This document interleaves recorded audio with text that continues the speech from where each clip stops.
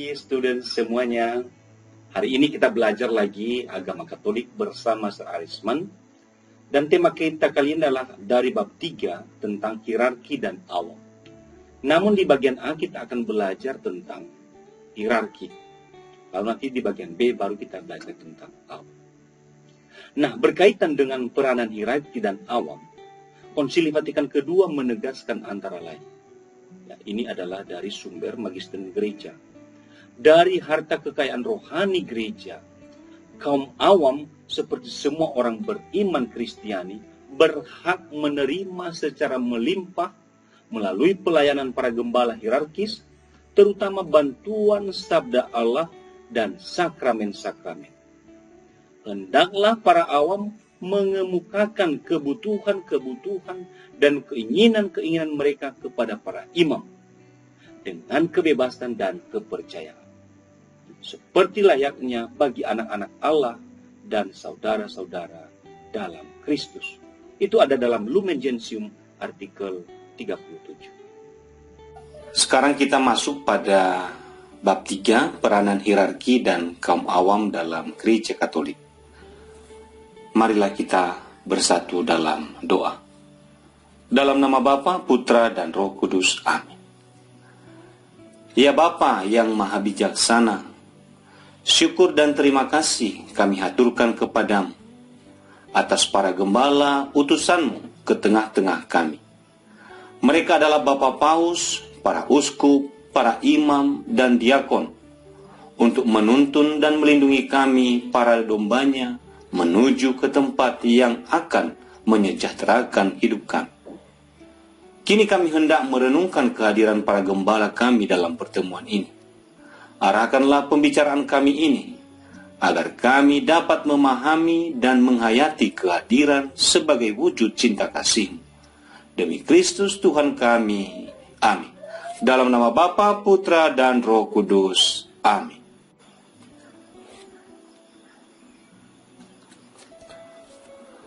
Sekarang kita masuk dalam bahan tentang hierarki dalam Gereja Katolik. Nah, ini kita masuk dalam pemahaman tentang hierarki dalam Gereja Katolik. Maka pucuk pimpinan hierarki dalam Gereja Katolik itu adalah seorang paus. Mari kita dulu mengenal seputar kehidupan paus atau cara terpilihnya seorang paus. Nah, kita mengenal seorang paus. Ketika seseorang paus mau dipilih, maka para calon paus itu disebut papabilis. Jadi mereka akan masuk dalam suatu konklav atau suatu sidang tertutup. Lalu nanti para kardinal akan memilih seorang paus baru. Nah, ketika seorang tokoh besar, seorang paus Yohanes 23 terpilih menjadi seorang paus, maka dia akhirnya menghembuskan suatu moto dalam kehidupan gereja, aggiornamento. Bagi dia, gereja harus senantiasa memperbarui diri sesuai dengan tuntutan zaman. Maka umumnya para paus dan uskup ini akan melakukan suatu konsili. Mereka akan bersidang, dan ini adalah sidang agung uskup-uskup sedunia. Contohnya adalah Konsili Vatikan II. Dan ketika Konsili Vatikan kedua terjadi antara 1962 sampai 1965, dan diyakini bahwa Konsili Vatikan kedua ini sebagai karya Roh Kudus pada abad ini. Nah, selanjutnya bagaimana awalnya hierarki itu muncul dalam Gereja Katolik? Sebenarnya kalau kita lihat bahwa sebagai seorang gembala, sebagai seorang kaum hierarki, ini adalah panggilan dan pilihan dari Tuhan. Bahan kitab suci yang akan kita bahas atau kita dalami adalah dari Yohanes 21, 15 sampai 19. Apa isinya adalah, gembalakanlah domba-dombaku. Yesus bercakap dan menyampaikan pesan kepada Petrus, memancing bagaimana Petrus penuh komitmen untuk sebagai rasul. Lalu Yesus mengatakan kepadanya, Petrus, gembalakanlah domba-dombaku. Maka, kalau kita lihat dari pengalaman imannya Petrus, Ya, Petrus ini terpilih sebagai pemimpin, ya, melulu karena kasih karunia Tuhan. Karena apa? Kita lihat Petrus sering bertindak ceroboh dan labil. Kapan itu? Ketika Yesus ditangkap, 3 kali Petrus menyangkal Yesus. Ketika Yesus mau mengatakan tentang kerajaan Allah yang akan diwartakan oleh Yesus, dia menghalangi Yesus. Tetapi, mengapa tetap Petrus yang dipilih oleh Tuhan? Ini mau menyatakan bahwa sebenarnya keterpilihan seseorang menjadi kaum hierarki itu bukan karena kemampuan si orang itu, si pemimpin itu, tetapi melulu karena kasih karunia Tuhan.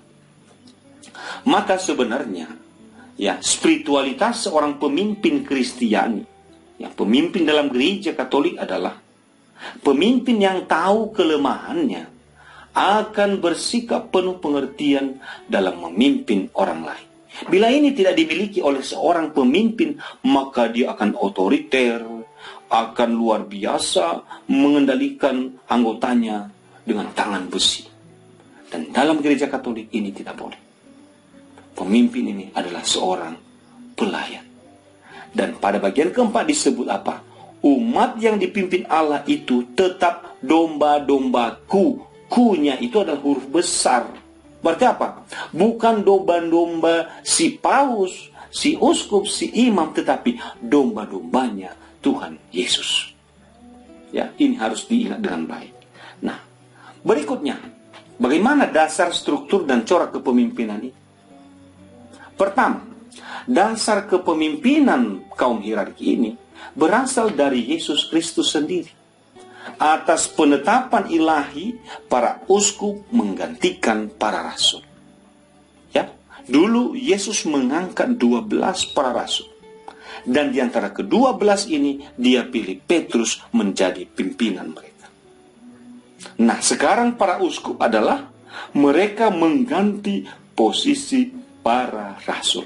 Dan di antara uskup itu, ada satu orang dipilih menjadi seorang paus. Itulah pengganti dan penerus jabatan Petrus.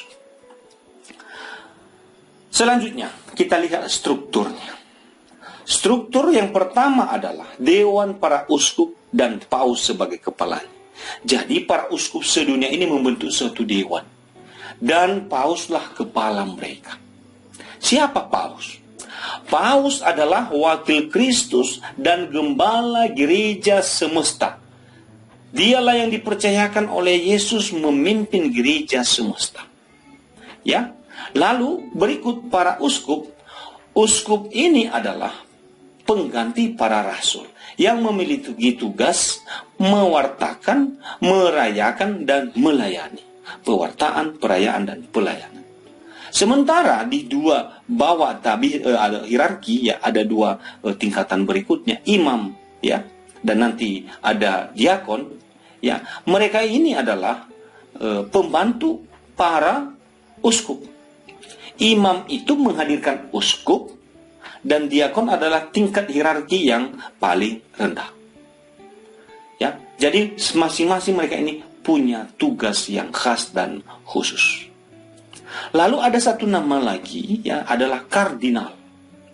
Ya, kardinal ini adalah penasehat utama paus dan dipilih dengan bebas oleh paus. Saat ini kardinal kita adalah Kardinal Suharyo, seorang uskup agung Jakarta. Ya. Nah, berikutnya, apa fungsi khusus hierarki? Fungsi khusus hierarki adalah tugas langsung menyangkut kehidupan beriman gereja. Nah, ini dia. Melayani sakramen, mengajar agama, dan lain-lain. Maka di nomor 1 adalah melayani sakramen. Berarti apa? Lebih yang berhubungan dengan kerohanian jemaat. Dan yang kedua, memimpin dalam komunikasi iman. Dengan petunjuk, nasihat, dan teladan. Ya, dia memberi petunjuk, dia menasihati, tetapi lebih adalah dia meneladankan duluan apa yang dia ajarkan. Lalu, yang keempat adalah bagaimana corak kepemimpinan dalam hierarki. Corak kepemimpinan hierarki adalah yang pertama, ya, ini mohon diingat dengan betul, adalah campur tangan Tuhan unsur yang dominan. Mengapa? Kalau hanya kekuatan manusia, tak akan mampu seseorang bertahan menjadi seorang kelompok hierarki. Ya, ini harus campur tangan Tuhan yang dominan. Ya, Tuhan yang memang memimpin, membimbing mereka sehingga bertahan dalam panggilan itu.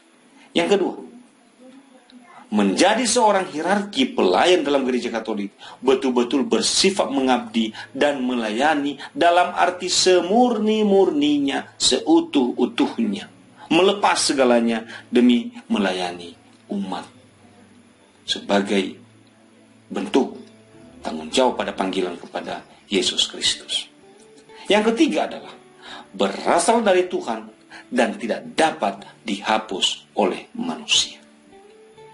Beginilah bentuk corak kepemimpinan dalam gereja Katolik. Begitulah para paus, begitulah para uskup, imam, dan diakon menjadi pemimpin dalam gereja Katolik. Kekhususan mereka adalah mereka menerima